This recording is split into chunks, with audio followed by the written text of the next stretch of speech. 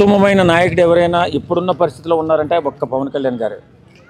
కాబట్టి పవన్ కళ్యాణ్ గారి ప్రతి విషయంలో కూడా ప్రజలు ఆర్థికంగా ఇబ్బందులు పడకూడదు, ఎలాంటి బాధలున్నా అవి తీర్చే విధంగా ఆయన ప్రయత్నాలు చేస్తూ, ముందుగా ఆయన తీసుకున్న సమస్య కొండ కోణల్లో గిరిజన పుత్రుల జీవితాలు అధ్వానంగా ఉన్నాయి, వారికి భవిష్యత్తు లేదు, వారికి చదువు లేదు, వారికి రోడ్డు రవాణా మార్గం లేదు, వీరిని ఎలాగైనా మన బ్రహ్మాండంగా వాళ్ళ జీవితాలను బాగు చేయాలనే ఆలోచనతో 1050 కోట్ల రూపాయలతో వాళ్ళ అభివృద్ధి కార్యక్రమాలు మొదలుపెట్టడమే ఆయన నిజమైన పరిపాలనకి నిదర్శనం.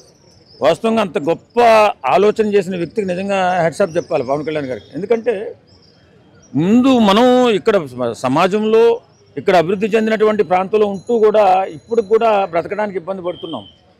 మనకు అన్ని సౌకర్యాలు ఉన్నాయి, వాటర్ సౌకర్యం ఉంది, మనం అద్భుతమైన వాతావరణం మనకుంది, బ్రతకడానికి అన్ని అవకాశాలు ఉన్నాయి. కానీ మనమే ఇబ్బందులు పడుతున్న తరుణంలో కొండల్లో ఉండి వాళ్ళకి సరైన చదువులు లేక, అలాగే ఆర్థిక వనరులు లేక, తాగడానికి మంచినీళ్ళు లేక అధ్వానమైన జీవితం అనుభవిస్తున్నారు, అట్టడుగు వర్గాలుగా మిగిలిపోతున్నారంటే వాళ్ళు కొండ కోణల్లో ఉన్నటువంటి ప్రజలే. వాళ్ళని ముందుగా తీసుకుని వారి భవిష్యత్తు గురించి ఆలోచించి వారికి మంచి జీవితం ఉండాలి, వాళ్ళు కూడా మనతో సమానంగా బ్రతకాలి అని ఆలోచన చేసిన వ్యక్తి పవన్ కళ్యాణ్ గారు. కాబట్టి ఆయన మనుషుల్లో దేవుడయ్యారు. ఇప్పుడు పవన్ కళ్యాణ్ గారికి ఓజీ సినిమా రాబోతుంది, దాని అప్డేట్ ఎలా ఉంటుందంటారు? ఓజీ సినిమా గురించి పవన్ కళ్యాణ్ గారే చెప్పట్లేదు, మనం ఏం చెప్తామమ్మా. సినిమా బాగుంటుంది ఖచ్చితంగా, అలాంటి సినిమాను మనం ఆదరిస్తే 10 రూపాయలు ఎక్కువ వస్తే అవి కూడా ప్రజలకు ఉపయోగిస్తాడు. కాబట్టి పవన్ కళ్యాణ్ గారు ఆ సినిమాని హిట్ చేసే బాధ్యత మనమే తీసుకోవాలి.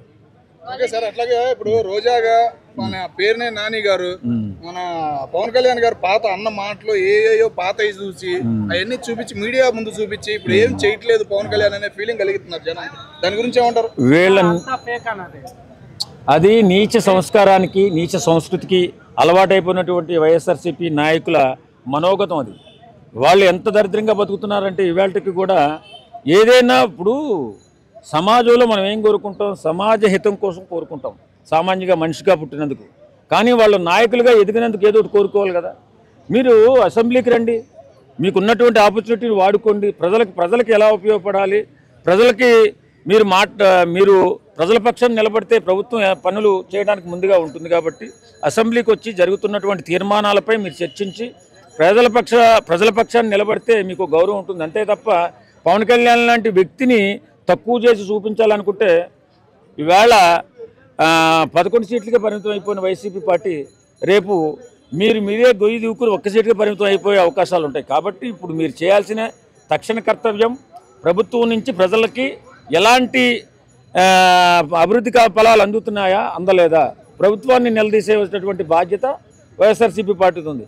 పవన్ కళ్యాణ్ పడి ఉంటారు. పవన్ కళ్యాణ్ ఎంత తొక్కాలని ప్రయత్నం చేస్తే అంత హతపాతాళానికి మీరు వెళ్ళిపోతారు తప్ప ఏం జరగదు పవన్ కళ్యాణ్ గారికి. ఎందుకంటే ఆయన పదవుల కోసమో డబ్బు కోసమో రాజకీయాల్లోకి వచ్చిన మనిషి కాదు. కాబట్టి ఆయన వదిలేసి ఎలాగా చంద్రబాబు నాయుడు గారు ఉన్నారు మీకు ప్రత్యర్థి, ఆయనతో మాట్లాడుకోండి, ఆయన పరిపాలన సరిగా చేస్తున్నాడా లేదా, ఆయన సక్రంగా ప్రజలకు ఉపయోగపడుతున్నాడా లేదా, వారికి తోడుగా ఉన్నటువంటి పవన్ కళ్యాణ్ గారు ప్రతి వర్క్లో ఆయన ప్రమేయం ఉందా లేదా, ఎలాంటివి చూసుకోవాలి తప్ప పవన్ కళ్యాణ్ని విమర్శించాలంటే మీకు ఈ జీవితం సరిపోదు, మీరు ఎందుకు పనికిమాలోగా మిగిలిపోతారు.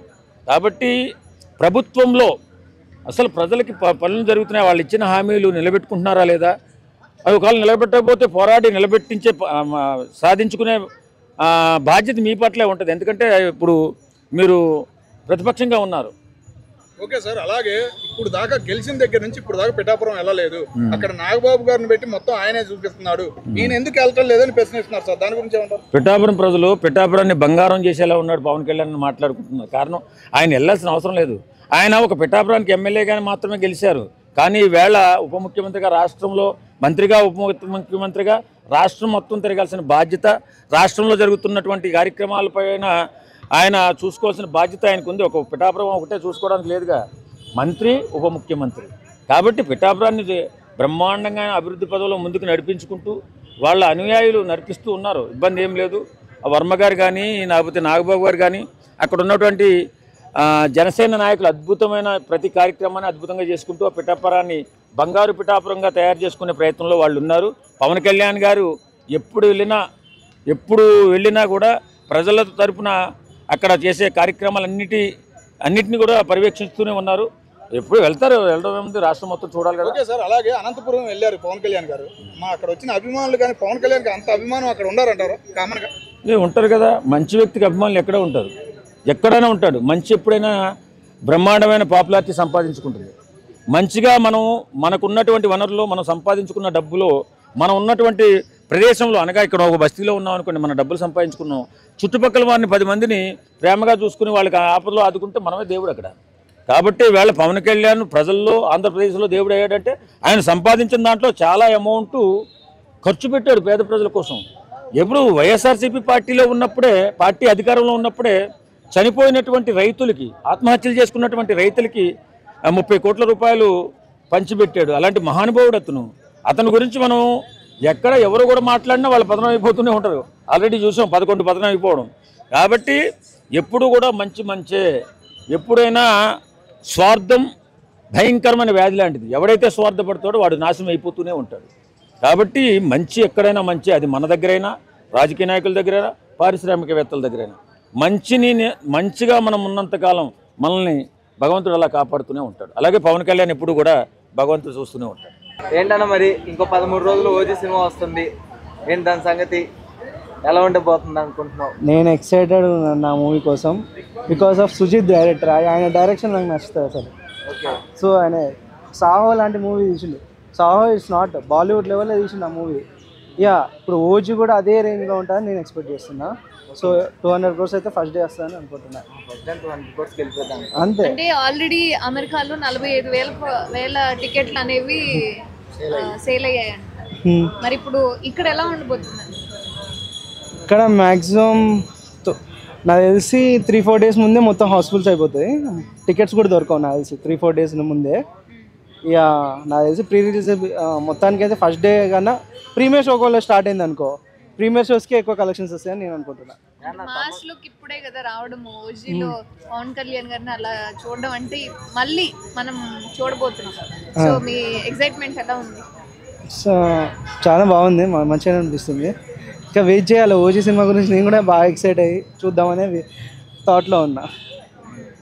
సాహో ఎక్కువగా ఆడలేదు కదా, మరి ఈ సినిమా కలెక్షన్స్ ఎక్కువ రాబడుతుంది. సాహో ఆడలే అని ఎవరన్నారు అసలు, నాకు అర్థం కావట్లేదు. బాలీవుడ్లో అయితే మస్తు ఆడింది అది.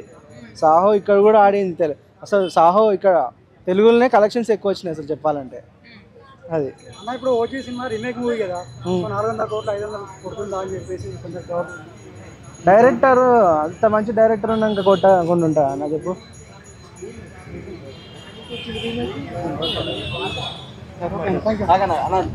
మన తమన్ బీజం ఎలా అనిపిస్తుంది? తమన్ నా ఫేవరెట్ డైరెక్టర్. చెప్పు, సవాల్ లాస్తే లాగో ఈసారి తమన్ బీజంకి. తమన్ బీజంకి సవాల్ లాస్తా థియేటర్ ముందు. అంతే అన్న, నేను అక్కడనే 2K చెప్పగలుగుతా. తమన్ బీజం కొట్టిందంటే అక్కడనే 2 అయితే మళ్ళీ బాక్సులు బద్దలైపోతాయి, డీజే బాక్సులు. అంతే. మరి ఏంది సార్ కొత్తగా ట్రై చేస్తున్నా అంటున్నారు తమను? కొత్త ట్రై చేసినా మంచిగా ట్రై చేస్తాడు, మంచిగా ఉంటుంది మ్యూజిక్. ఓకే, నీకు ఇప్పుడు ఓవరాల్ గా పవన్ కళ్యాణ్ పర్ఫార్మెన్స్ ఎలా ఉండబోతుంది అనుకున్నా? ఎందుకంటే రాజకీయాల్లోకి వచ్చేసారు ఆల్మోస్ట్, ఇప్పుడు అచ్చంగా రాజకీయాల్లోనే ఉంటున్నారు. ఏమైనా స్పాయిల్ అయితే అంటారు మూవీ కెరియర్? ఏం లేదన్నా, వస్తుంది, మంచిగానే చేస్తాడు. మంచిగా చేస్తాడు. మంచిగానే చేస్తాడు.